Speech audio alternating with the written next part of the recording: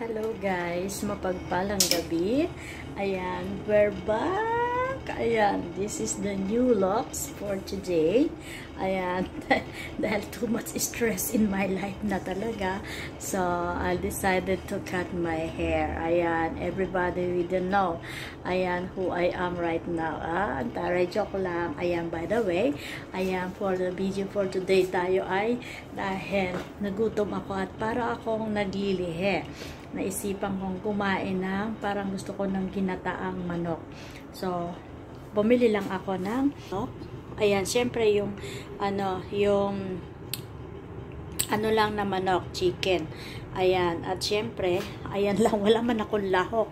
O, may luya konti, ayan. At saka wala talaga ilalang. Hindi ko alam kung paano ko lulutuin yung. Ay, syempre, hindi mo wala. May panggata. O, ayan, panggata man. O, ang mahalaga is makakain ako ng ginataang manok. Ayan, so, nagpapainit na ng ating pan. So, let's see. Wait a minute.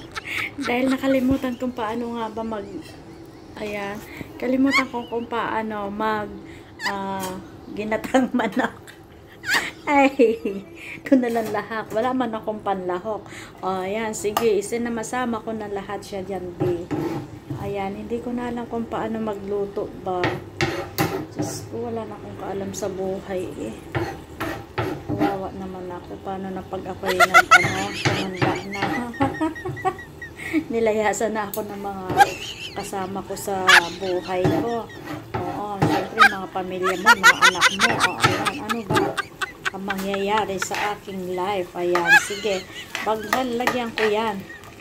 Ayan, sige. Hayaan mo na laan sila. Ang gagawin natin is isama niya na si manok.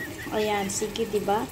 Oo, sige, bahala na kung ano yung magiging resulta ng manok. Ng ginataang manok.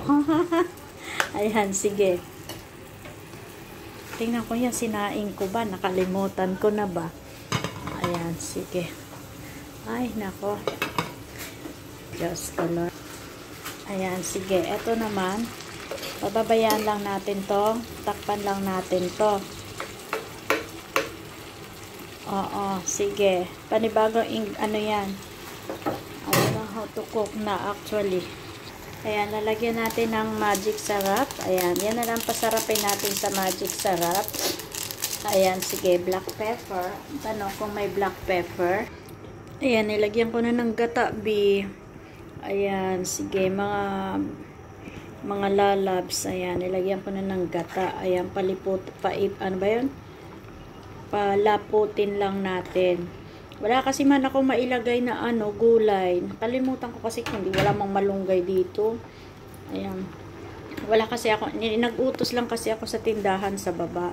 Kaya hindi ko alam kung anong meron. So, sabi ko nga kung lalagyan ng ibang talong nga sana. Sabi ko, ay, pangit naman dapat malunggay. Wala man malunggay.